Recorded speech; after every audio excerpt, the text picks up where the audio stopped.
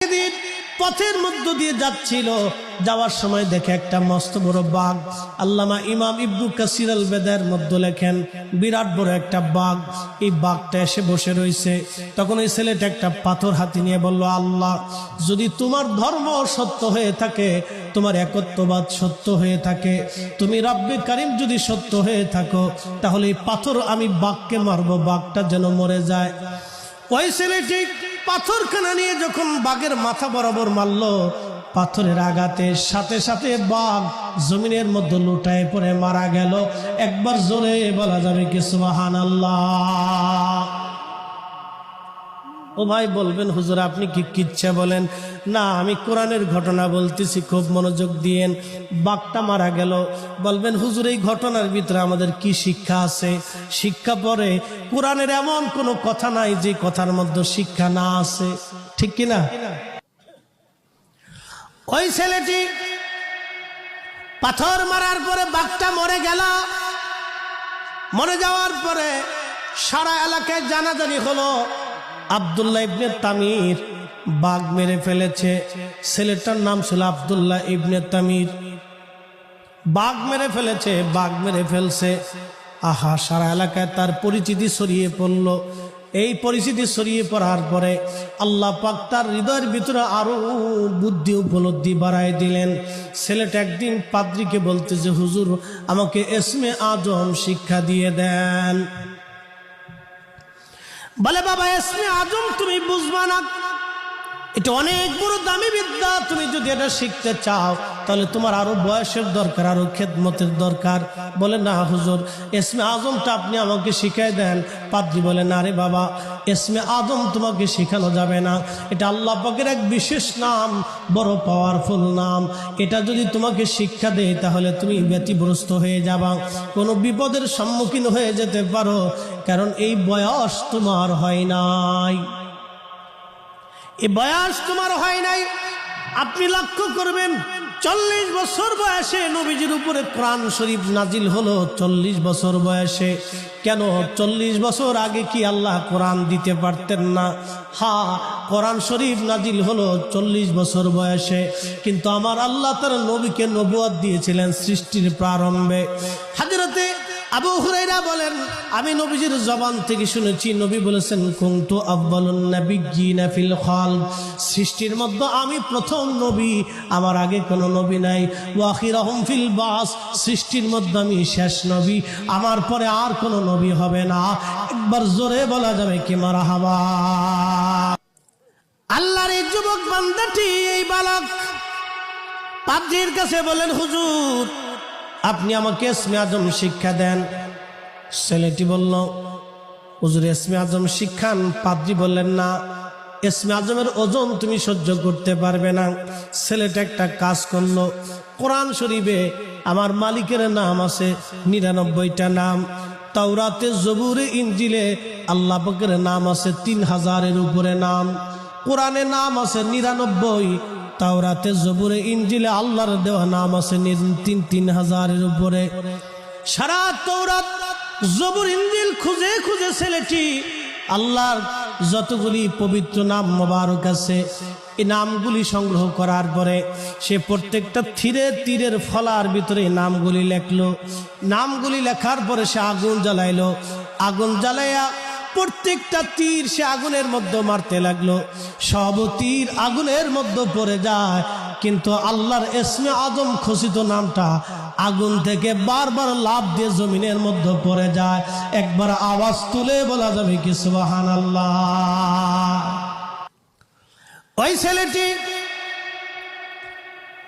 এই আল্লাহ পাকের যতগুলি নাম আছে লেখে আগুনের মধ্যে তীরগুলি নিক্ষেপ করতে লাগলো। সব তীরগুলি আগুনের মধ্যে পড়ে যায়, কিন্তু আল্লাহ পাকের ইসমে আজম খচিত নাম, এই নামটা তীর থেকে বারবার লাফ দিয়ে বের হয়ে আসে। এবার ওই ছেলেটি তীরের ফলা নিয়ে পাদ্রীর কাছে যা বলেন, হুজুর আমি ইসমে আজম পাইছি। বলে, বাবা তুমি ইসমে আজম কেমনে পাইছো? বলে, হুজুর আমি আল্লাহ পাকের যতগুলি নাম আছে সব তাওরাত জবুর ইনজিল থেকে কালেকশন করে তীরের ফলার মধ্যে লিখে আমি আগুনের কুণ্ডুলি পাকাই আগুনের মেরেছিলাম, সব তীর আগুনের মধ্যে পড়ে যায়, কিন্তু আল্লাহ পাকের ইসমে আজম খচিত নাম আগুন থেকে বের হয়ে আসে। ওই পাদ্রী ডেকে বলে, বাবারে ইসমে আজমের এমন এক পাওয়ার, এমন এক ক্ষমতা, তুমি তো বিপদের মধ্যে পড়ে যাবা, কারণ তুমি ধৈর্য ধরতে পারবা না। তবে একটা কথা বলি, যদি কোনোদিন বিপদের মধ্যে পড়ো, জীবনে কিন্তু কোনোদিন আমার নাম বলবা না। তখন ওই ছেলেটি আল্লাহ পাকের ইসমে আজমের বদলতে আল্লাহ তাকে একটা নিয়ামত দিলেন। নিয়ামত কি জানেন নি? আল্লাহ পাকে তাকে মুস্তাজাবাতুদ দাওয়া বানায় দিলেন। ছেলেটা আল্লাহর কাছে যা বলতো আমার আল্লাহ পাক তাই কবুল করে নিতেন। জোরে বলেন সুবহানাল্লাহ। আল্লাহ যা বলতো আল্লাহ তাই কবুল করে নিতেন। সহিহ বুখারীর মধ্যে আসছে, আল্লাহর নবী বলেন, উম্মত যখন আমার বান্দারা ফরজ ইবাদত করে, ফরজ ইবাদত করার পরে আমার বান্দারা যখন নফল ইবাদত করে, ফরজ ইবাদত করার পরে আমার বান্দারা যখন নফল ইবাদত করে, নফল ইবাদতের কারণে আল্লাহ বান্দার দিকে আসে, বান্দা আল্লাহর দিকে যায়, আল্লাহর সাথে বান্দার ঘনিষ্ঠ সম্পর্ক হয়ে যায়, বান্দার চোখ আল্লাহর চোখ হয়, বান্দার জবান আল্লাহর জবান হয়, বান্দার হাত আল্লাহর হাত হয়, বান্দার পা আল্লাহর পা হয়ে যায়, বান্দার কান আল্লাহর কান হয়ে যায়, তখন এই বান্দা আল্লাহর প্রিয় হয়ে যায়। এই বান্দা সম্পর্কে আল্লাহ বলেন, ওয়া ইন সাআলানি লা উতিয়ান্নাহু, আমার এই বান্দা আমি মালিকের কাছে কিছু চাইতে দেরি হয়, আমি আল্লাহর পক্ষ থেকে যাইতে দেরি হয় না। একবার জোরে বলা যাবে কি সুবহানাল্লাহ। প্রিয় মুহতারাম উপস্থিতি, মনোযোগ দিয়ে শুনিয়া যান। ওই ছেলেটি ইসমে আজম শিকার পরে আল্লাহ তাকে মুস্তাজাবাতুদ দাওয়া বানাইলেন। আল্লাহর কাছে যা চায় আল্লাহ তাই দিয়ে দেয়। বিভিন্ন মানুষ ছেলেটার কাছে আসতে লাগলো বিভিন্ন মাকাসাদ নিয়ে। একদিন রাজার দরবারে যিনি প্রধান উজির ছিলেন, উজির আজম প্রধানমন্ত্রীর চোখ অন্ধ হয়ে গেল। অন্ধ হয়ে যাওয়ার পরে প্রধানমন্ত্রী ওই খোঁজ পাইতে পাইলেন যে আব্দুল্লাহ ইবনে তামির নামক একটা ছেলে আছে, সে চিকিৎসা করাইলে মানুষ ভালো হয়ে যায়, সে যা বলে তাই কবুল হয়ে যায়। তখন এই অন্ধ এসে এই বালকের কাছে এসে বললেন, বালক রে, আমি শুনছি তুমি আমার চোখ ভালো করে দিতে পারবে, আমি অন্ধত্বের কারণে আমার চাকরি চলে গেছে, তুমি আমার চোখ ভালো করে দাও। আব্দুল্লাহ ইবনে তামির বললেন, আরে উজির, চোখ ভালো করার মালিক আমি না, চোখ ভালো করার মালিক আমার আল্লাহ। তুমি যদি চাও আমি তোমার জন্য দোয়া করতে পারি, তবে শর্ত হলো কালেমা পড়ে তোমাকে মুসলমান হওয়া লাগবে। তুমি যদি মুসলমান হও, ইমানদার হও, তাহলে আমি তোমার জন্য দোয়া করে দিব। ওই উজির সেই দিন কালেমা পড়ে ইমানদার হয়ে গেলেন। ছেলেটা দোয়া করল, হায় রব, আপনি উজিরের চোখ ভালো করে দেন। সাথে সাথে উজিরের চোখ আমার আল্লাহ পাক ভালো করে দিলেন। জোরে বলা যাবে কি সুবহানাল্লাহ।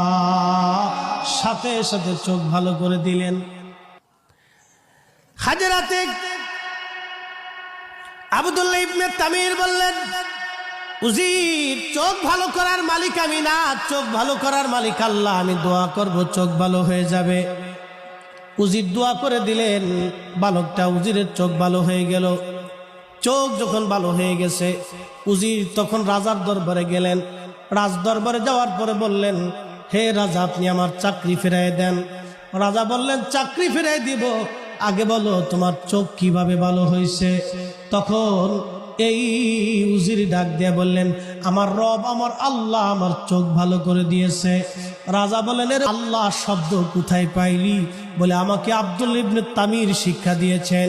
দেখেন, এখন তো আমরা আজান দেই, কেউ বাধা দেয় না, মাহফিল করতেছি, কেউ এসে বাধা দেয় না, আমরা মাদ্রাসা বানাইতেছি, কেউ আমাদেরকে বাধা দেয় না, আমরা মাহফিলে তাবারক খাই, কেউ বাধা দেয় না, আজান দেই, কেউ বাধা দেয় না, আমরা জিকির করি, কেউ বাধা দেয় না। সেই দিনের জন্য উজিরকে ডাক দিয়ে বলা হলে, এই উজির, এই কালাম তুমি কোথায় পাইছো? উজির বলতেছে এই কালাম আমাকে আব্দুল্লাহ ইবনে তামির শিক্ষা দিয়েছে। বলে আব্দুল্লাহ ইবনে তামিরকে ধরে নিয়ে আসো। আব্দুল্লাহ ইবনে তামিরকে ধরে নিয়ে যাওয়া হলো। আব্দুল্লাহকে বলা হলো, আব্দুল্লাহ তুমি তো অনেক বড় জাদুকর হইছো যে আমার উজিরের চোখ ভালো করে দিছো। আব্দুল্লাহ ডাক দে বলে, বাচ্চা চোখ আমি ভালো করি নাই, চোখ ভালো করেছে আমার আল্লাহ। একবার জোরে বলা যাবে কি সুবহানাল্লাহ? চোখ ভালো করেছে আমার আল্লাহ। বলে আল্লাহ চোখ ভালো করেছে, এই কথাটা কোথায় পাইলি আব্দুল্লাহ? বলে আমাকে ওই পাদ্রী শিক্ষা দিয়েছে। ধরে নিয়ে যাওয়া হলো ওই পাদ্রীকে ধরে নিয়ে যাওয়ার পরে বাদশাহ বলল, হে পাদ্রী তুই কি কালেমা ছাড়বি? পাদ্রী বললেন, না না না, জীবন চলে যাবে, এই ঈমান আমি ছাড়তে পারবো না। পাদ্রীর মাথা বরাবর করাত ধরা হলো। বলা হলো, পাদ্রী রে, এই করাত দিয়ে তোর মাথা থেকে পা পর্যন্ত ফেলে দেওয়া হবে, তোকে জীবন্ত হত্যা করা হবে। বল কালেমা ছাড়বি না জীবন নিবি? পাদ্রী ডাক দিয়ে বলল, জীবন দিয়ে দিব কিন্তু কালেমা ছাড়বো না। একবার আওয়াজ তুলে কে মারহাবা। আর আমরা সেই মুসলমান মসজিদে জুতা চুরি করার ধান্দা করি, 10 টাকা রাস্তায় পড়ে থাকলে পকেটের মধ্যে ঢুকাই দেই। আমরা সেই মুসলমান অন্যের জমি দখল করার চিন্তা করি। আমরা সেই মুসলমান অধিক মুনাফার জন্য সুদের কারবারি করি। আমরা সেই মুসলমান ঘুষের কারবারি কইরা মানুষের রক্ত চুষে নিয়ে বাড়ি গাড়ি বানানোর চিন্তা ভাবনা করি। আমরা সেই মুসলমান অন্যের মাথায় বাড়ি দিয়ে আর একজনের সম্পদ নষ্ট করে দিয়ে আমি কোটি কোটি টাকার মালিক হইলাম। আল্লাহর কসম করে বলি মুসলমান, একদিন কবরে চলে যাওয়া লাগবে, আল্লাহর আদালতে দাঁড়াইতে হবে, আল্লাহর আদালতে দাঁড়াইতে হবে। খুব মনোযোগ দিন, মাথার উপরে করাত ধরছে। এই পাদ্রী কালেমা ছাড়বি না জীবন দিবি? পাদ্রী বলল, কালেমা ছাড়তে পারবো না, জীবন নেও নাও। হযরত ওমর রাদিয়াল্লাহু আনহু একদিন খাব্বাব রাদিয়াল্লাহু তাআলা আনহু ওমর রাদিয়াল্লাহু তাআলা আনহুর সামনে থেকে পিঠের চাদর পরে গেছে। তো খাব্বাব রাদিয়াল্লাহু আনহুর পিঠের ভিতরে বড় বড় সাদা সাদা গর্ত গর্ত, জায়গায় জায়গায় গোশত নাই। তো হযরত ওমর বলতেছে, খাব্বাব ভাই, তোমার কি কোনোদিন বসন্ত হয়েছিল যে পিঠের মধ্যে গোশত নাই? হযরতে খাব্বাব চোখের পানি ছেড়ে দিয়েছে, বলে, হুজুর আপনি হয়তো ভাবতে পারেন এই কোরআনের জন্য, দ্বীনের জন্য আপনার ত্যাগ অনেক বেশি, কিন্তু আপনি জানেন এই কালেমার জন্য আমার পিঠের চামড়া গোশত চলে গেছে। খাব্বাব বলতেছিলেন, হুজুর আমি যেই দিন কালেমা পড়লাম আমি ছিলাম কামার হওয়ার কারণে আমি কয়লাগুলি আগুনের মধ্যে পোড়াইয়া লোহা দিয়ে আমি অস্ত্র বানাইতাম। ওরা আমাকে কাফেররা, মক্কার কাফেররা আমাকে নিয়ে ওই কয়লাগুলি মাটির মধ্যে বিছাইয়া আমার হাত পাগুলি শক্ত করে বেঁধে ওই কয়লার উপরে আমাকে চিৎ করে শোয়াইয়া 10-15 জনে হাত পা দিয়ে পাথর দিয়ে চাপা দিয়ে ধরে রাখত। কয়লার প্রচন্ড আগুনে আমার চামড়া পুড়ে, গোশত পুড়ে, আমার চর্বি পুড়ে পুড়ে পুড়ে পুড়ে চর্বি পরে পরে কয়লার আগুন নিভে যাইত। আমিরুল মুমিনিন তারপর ওরা আমাকে ছাড়ে নাই, আবার কয়লাগুলি আগুনের মধ্যে পুড়াইয়া, কয়লাগুলি বিছাইয়া আবার আমাকে চিৎ করে শোয়াইয়া 10-15 জন চাপা দিয়ে ধরে রাখত।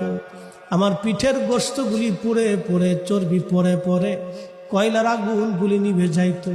এইভাবে ওরা আমাকে অত্যাচার করে আমার পিঠের গোশতগুলি পচে গেছে, আমার চামড়াগুলি পড়ে গেছে। হুজুর এটা বসন্তের দাগ না, এটা হলো কালেমার বদলা, কালেমার বদলা, কালেমার বদলা। আমরা সেই মুসলমান,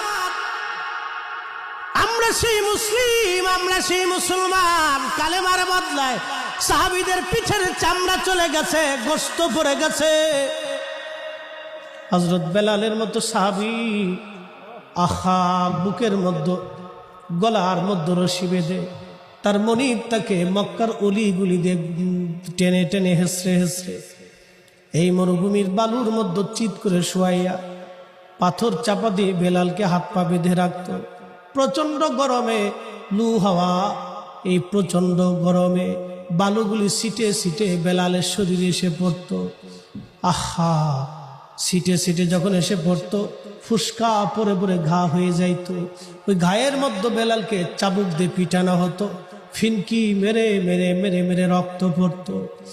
আহা, হজরতে বেলাল গগন বিদারী চিৎকার, আহা দাহা দাহা দাহাত বলে কাঁদতো। বেলালের কান্নায় সেই দিন বেঈমানদের মনে মায়া লাগে নাই। হযরত আবু বকর একদিন রাস্তা দিয়ে হেঁটে যাচ্ছে, দেখে বেলাল ওইভাবে পড়ে আছে।